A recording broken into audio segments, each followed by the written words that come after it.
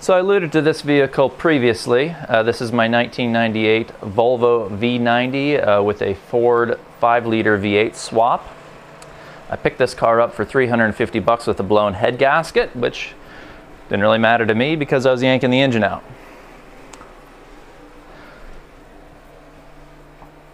This is the V8 out of a 97 Ford Explorer. That is one of the ideal engines because it's one of the last applications of the 5-liter. It's got the latest OBD2 electronics, coil pack injection, one of the best flowing OEM intakes that came from Ford. This one has been warmed up with some Ford racing parts. It has the GT40X aluminum heads and an E303 cam. I do have some Tri-Y headers that were left over from a friend's 65 Mustang project. They have been modified. I had to chop them and weld them to get the extension, well, not the extension, get the back of the header moved a little bit to clear some things, but these actually fit better than the OEM manifolds or aftermarket shorty headers. Otherwise, pretty standard build. I'm using an old Converse kit. Really the only thing I saved from that was the motor mount adapters. This has the drive shaft from a Volvo Volvo 740. Transmission also out of the Ford Explorer, the 4R70W. It's using the standard Volvo transmission crossmember, which I have notched and just modified to take the OEM Ford transmission bushing. However, those have both the transmission bushing and the motor mounts have been changed out for poly bushings. Some of the tolerances in here are pretty tight. I didn't want the engine and transmission moving much. Yeah, some of the exhaust is pretty snug in the engine bay, so I might have to wrap that with heat tape too. But yeah, I didn't want the engine and transmission moving and clanking around in there. The bell housing, the transmission tunnel did have to be clearanced around the bell housing a little bit, just with an adjuster. Yeah, just a rubber mallet, smack the transmission tunnel a little bit to clearance it for the larger Ford bell housing. Specifically, the 4R70W that I used has a larger bell housing because it has a clutch style lockup converter. The Ford AOD would have been a little more compact, but since this was a 97 with OBD2 and a computer controlled transmission from the factory, it's newer, it's better. It's a little more trouble, but I'm gonna try to make it work. The transmission shifter bracket is something I made with just some angle iron. It uses the Ford column shift cable. There's the drive shaft with the yoke from Spicer. So I took the bracket off of the transmission and flipped it 180 degrees so that it would pull from the bottom instead of pulling from the top because the action is backwards from how it would have been on the column shift. I took inspiration from some of the universal kits from Locar that is available for this transmission, but I wanted to use the factory shifter. So I have this little offset bracket coming off the factory shifter. I had to raise that kind of connection point to get the right throw between the Volvo OEM factory shifter and what the transmission throw was on its not linkage, its arm. So the inside will use the factory Volvo shifter. I've got the console kind of taken apart here, but it's all going to be factory. I've still got the key lockout, neutral safety switch, and everything is as it was, so you actually have to have the key in here. So the throw matches the OEM Volvo shifter. One slight difference is the shift pattern's different.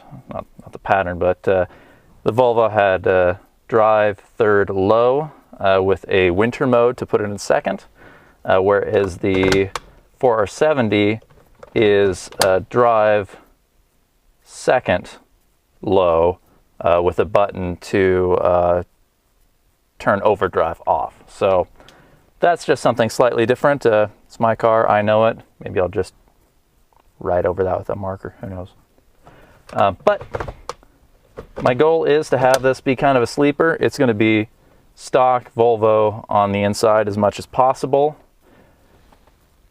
Yeah, I don't really see what else I might need in here. I might put a couple gauges in just to make sure I'm not blowing up my engine. But otherwise, should be a pretty standard Volvo, comfortable. I hope to have air conditioning working on it eventually in the cruise control. Right now it's just got a low-car universal throttle cable. So the cruise control is not hooked up at the moment. Hopefully I'll find some way to do that. But right now I just want it on the road and driving. So no cruise control, that's something I'll live with. Air conditioning we'll figure out someday, maybe in the summer, but honestly, it doesn't get that hot here. I can probably live without it. So that is the interior. Pretty standard luxury Volvo. Leather interior, reasonable condition, sunroof, power everything. Hopefully the seated heats work. They probably don't. I've kind of lost faith in heated seats in 1990s cars. I did also get some different wheels for this vehicle. These are the Stalkers, I think a 15x6. With a 195 width tire. What I got was some 17x7.5s off of, I think, a Volvo S60. I'm not sure what they call these, but it is a 17x7.5. These came with a 235 width tire on. I think it's 235/45. Might be a little big for this car. If it fits, fantastic. I might have to go down to a 215, or hopefully I'll be able to do a 225 right in the middle there. But it looks like these might fit. However, I did need to use a 3mm spacer in the front. Spinning this tire, the wheel weight on the inside was actually hitting the strut tube before I put the 3mm spacer in here. So what might end up happening is these wheels going on the V70 all-wheel drive, and I might get a set of Volvo Arrakis wheels, which are a 17x7. So slightly narrower, should still be able to run a 215 or 225 on those wheels, but it'll get me just a little bit of clearance from my strut tube here. Like I say, with the 3mm spacer, I am clearing the strut tube, but it is really, really, really close. So might not be the best idea. I have seen these tires, or a picture of a car, this model, with these wheels. So in theory it's possible. It's tight, but I might just I like the look of the Arrakis wheels a little bit better too. I do like these, but I would dig the Arrakis and give me all the tire I need and a little more clearance. This is one little annoying thing about I guess abandoned cars. The owner overheated this one and blew the head gasket, and I think limped it into a mechanic shop somewhere between where he lived and where he was going.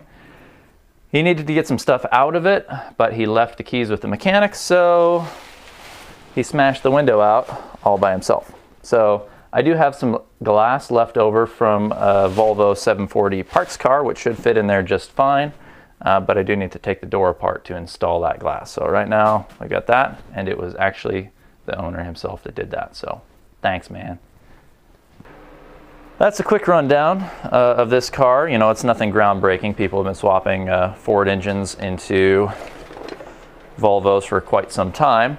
I had originally intended to use an LS engine, but I got a friend that has a 65 Mustang with a 5.0, so we can kind of share resources. And I just kind of came across a Volvo 740 that already had a Ford 5.0 swap in it, However, that was in kind of rough condition, both the body and the car, so I basically scrapped that and kept the swap parts, such as the motor mounts and that drive shaft. The drive shaft was standard.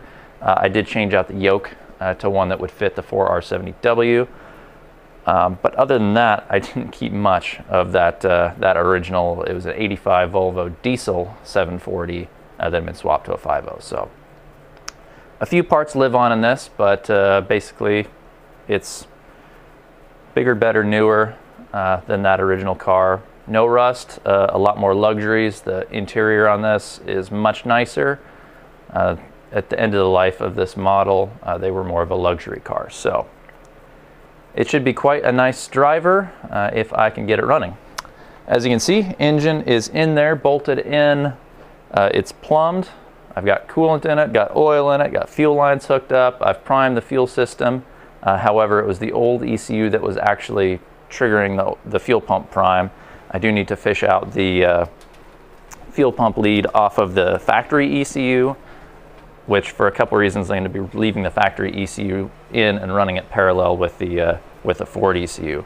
But I do need to fish the fuel pump prime or fuel pump relay trigger lead off of the old ECU, run it to the Ford, and rig up a fuse block to run just the essentials on that Ford ECU. And then we should be able to fire this thing up and move it. There are a few things to button up. I did make a list. So it's not nothing, but none of it's all that hard either. So I just need to sit down with it and actually I can cross some of this stuff off. Sit down with it and cross some things off and get this thing moving. So since I don't actually want to be working on my V70 in the snow, I'm kind of thinking I'm going to drop this thing down to the ground and roll it outside, get the V70 in here, hopefully just this one repair on that, and it should be back to running and driving, and I shouldn't really need to be fiddling with it all that much until I want to do some performance improvements. So that's the V90. Hopefully we'll be seeing a little bit more of that, and hopefully it'll be making some loud noises here pretty soon.